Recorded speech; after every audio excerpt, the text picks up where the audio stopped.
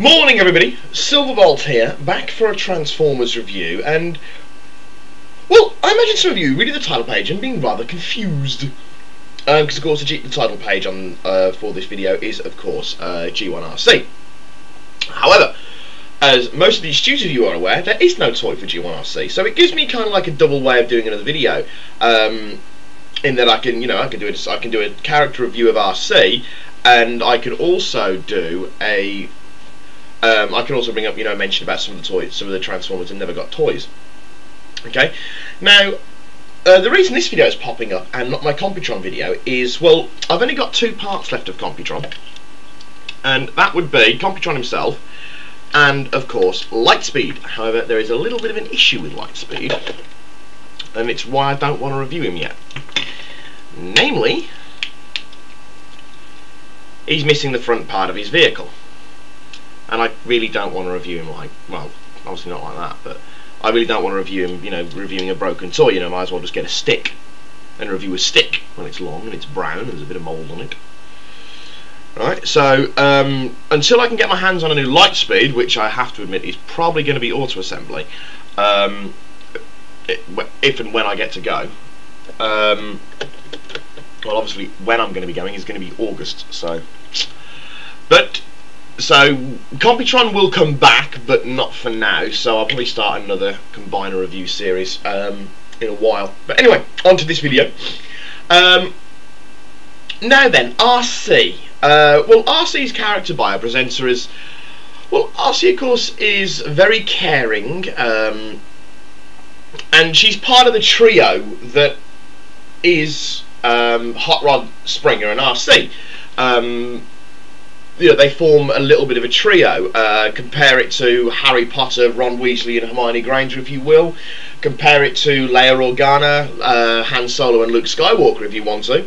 But they are very much a trio, and RC is the voice of reason whenever Springer's ego and Hot Rod's impetuousness tend to get the better of him. Or more probably Springer's temper. Now then, in the battle for Autobot City, RC reveals herself to be a very capable Autobot fighter, despite the fact that, well, she's a girl. Yeah,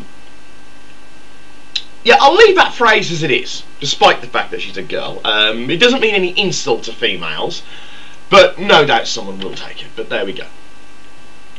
And she does show a concern sign as well, because when Hot Rod and Cup are speeding towards Autobot City in the movie, it's RC that says, but Hot Rod and Cup are still outside the city, and Springer goes, well, tough titty, they'll get here or they won't. So, Springer, of course, immediately revealing himself to be such a great iconic hero character with such immortal lines as, I got better things to do tonight than die. But there we go. Now, during the battle for Autobot City, and then afterwards in the movie, RC's role as a capable fighter is downgraded into mechanical wet nurse for Danny, because she tends to form a very strong bond with him. Well, very much a maternal bond with Danny, which is like, she's a robot. He's a little squishy thing, and who's also extraordinarily annoying. But of course, that care and ability for them really does come into prominence in the Rebirth, where RC, pretty much getting a proper decent role for the first time since the movie, becomes a headmaster with Daniel as her head part. Okay. Now the Japanese manga The Headmasters, which continues on from season 3 in the G1, discounts that Daniel and RC ever became headmasters. So she's not really in that one at all. Now, She also, again, she loses her in the Japanese anime. She again loses her role as a capable Autobot warrior, which she is, and she gets relegated to the role of secretary for Fortress Maximus, even to the point where when she wants to go with Rodimus, when Rodimus is leaving, Rodimus says, "No, you've got to stay here and look after Daniel and Wheelie." So not only is she a secretary, she's a babysitter. Personally, I'd have gone, "Daniel and Wheelie, bang, bang, I'm coming with you." But there you go. If ever I had dreams to be a pink female robot. Oh, you never know. It might work, it might work, it might not. You never know with these things. Right, anyway, she seemed to have a bit of an attraction towards Chrome Dome, who shared a bit of a slow dance during a party. Which we won't go there, because it's just one of the first of many weird things that happen in Japanese cartoons. Now, arcee's next incarnation is in the Marvel UK Comics, the Future Timeline series. And basically, the humans of Earth are getting really annoyed that these giant mechanical robots who aren't, who are, currently involved in a terrifying war against their arch nemesis, have no girls amongst them. So, and they refuse to accept that, well, we're robots, we don't technically have gender. So, but the people of Earth don't accept that. So Optimus Prime turns around and says to Wheeljack and Ratchet, "Build a female Autobot, build a fembot." And so they do. And we get Arcee, with her very shapely legs, and her very curvaceous waist, and her rather nice bosom. Which of course pisses the people of Earth off even more. Because the feminists just went up in uproar. Anyway. Then the Decepticons attack, horrible, fangry, squeeze play and Shockwave. They attack, and Optimus Prime, being the gallant, chivalrous man that he is, turns around to Arcee and says, "You wait over there, my dear. Put the kettle on. We'll keep you safe from those big, nasty men." Arcee pretty much gives Optimus Prime the Cybertronian equivalent of the finger, and gets involved in the action and beats the snot out of them. Which pisses off the feminists even more, because Hot Rod found that very hot. It's like poor Prime. I'd have been holding my head in my hands at that point. So you wanted a female Autobot, you got a female Autobot, then you complain because she's too female looking, and then you complain even more because she can fight better, as good as we can. Humans. But anyway, Arcee and Hot Rod do become quite friendly, and that friendship lasts until Hot Rod becomes Rodimus Prime, when they seem to drift apart a little bit, and again, Arcee would form some attachment with Daniel. Now, in 2008, and this is in the UK Future Comics timelines, the Quintessons attack, and they use a wounded Arcee for bait, trying to force Rodimus. The Quintessons, how they become aware of Rodimus and Arcee's affection for each other? Oh, robots and affection. I don't quite know. However, Rodimus comes out, tries to use the Matrix to heal her, and the Quintessons steal it. Okay then.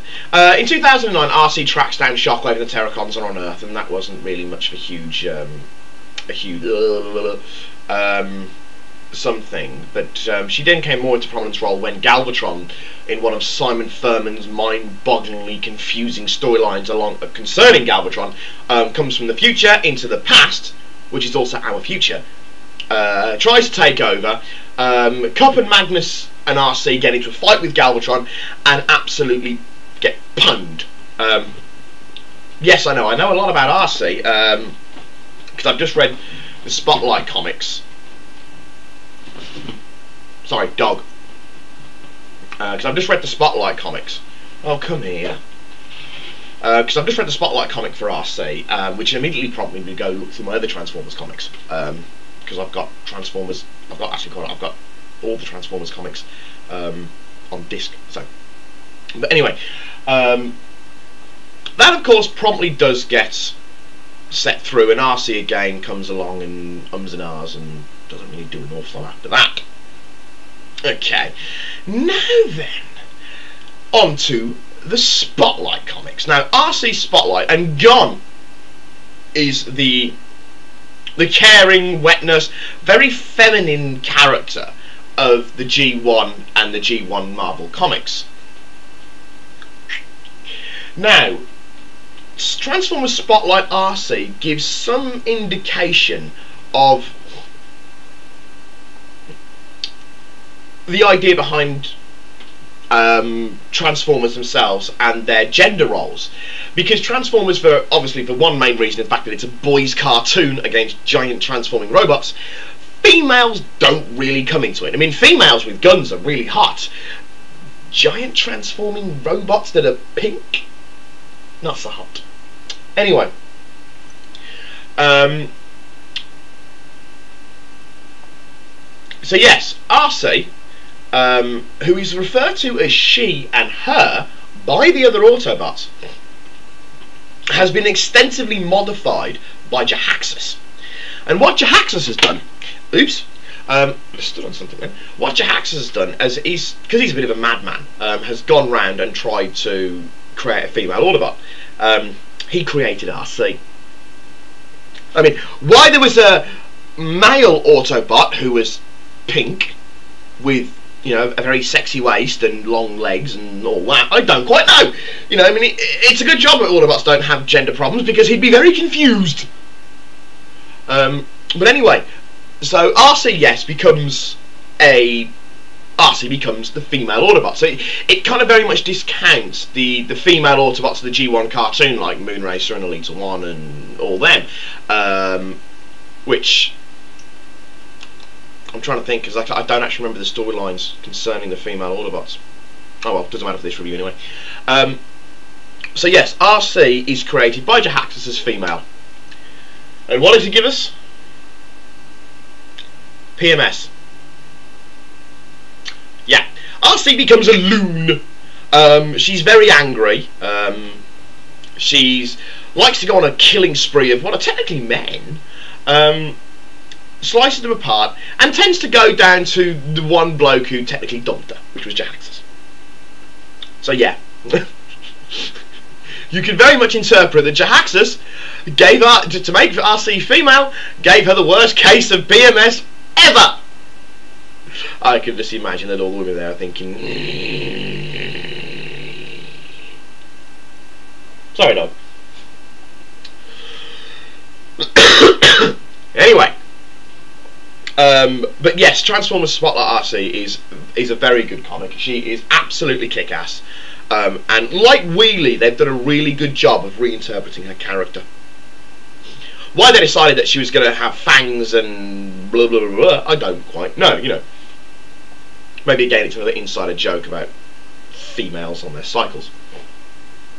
But anyway, onto the toy. By the way, I mean no personal insults or any way bit of derision to women. Take it as such, well, that's your issue, but I'm not meaning it offensively in the slightest, I'm just trying to be humorous. But anyway, now, despite the fact that she was a major character in the film, RC never got a toy. Now, it's not the first time that a Transformers character, who's been quite big in some way, hasn't had a toy. Wreck-N Roll never had a toy. To my knowledge anyway. Jahaxus never had a toy. Lord Straxus never had a toy. Am I right in saying Lord Straxus? I think so. Never had a toy. So a lot of the comic characters, a lot of the comic only characters never got toys, understandably, because they weren't as well read as the cartoon was watched. However, RC is a major character. Now admittedly she doesn't really do an awful lot from the movie to the Rebirth, but she is in there. So she never actually got a toy. Apparently, she was to get one through the Japanese range, which was Chrome Dome, a repaint of Chrome Dome into pink. However, Hasbro didn't do that, and the plan and the toy was cancelled. The real toy of RC is a retooling of Transmetal Black Arachnia from Beast Wars. No, Transmetal Black Arachnia from Beast Wars. So that was the only technically real toy that we ever actually had. She was supposed to get a titanium 6-inch edition, but its release was cancelled. No, it's like Hasbro really doesn't want to have a G1 RC released in any way, shape or form. She had another repaint in the repaint of Windcharger for the alternators, where she was basically just coloured pink.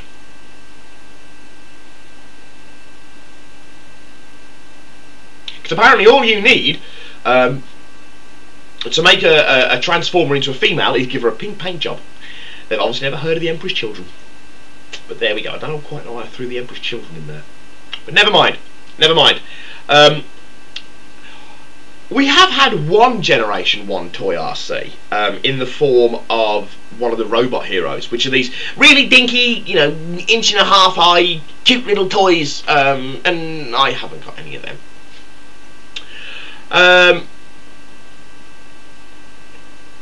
There was one, I heard a rumour of, how much this is true I don't know, but I did hear a rumour concerning RC. This video is going on for a long time. Concerning RC, that some fan had actually put together a proper RC G1 style. Hasbro apparently approached him for it, and he told them to sod off. He'd rather have the only one RC in the world than everybody else get to enjoy them. But there we go, that's his choice, it was his prototype. So how true that rumour is, I honestly don't know.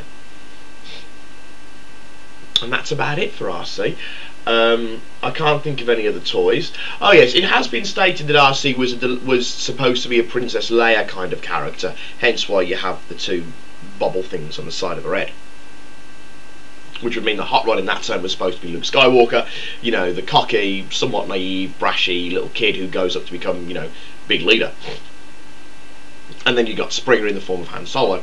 But there we go. So which one would be Chewbacca? That doesn't bear thinking about. Okay, but on that note, I think I shall leave this video for now and upload it. But for now, this is Silverbolt with RC. Signing off, saying au revoir, adios, auf Wiedersehen.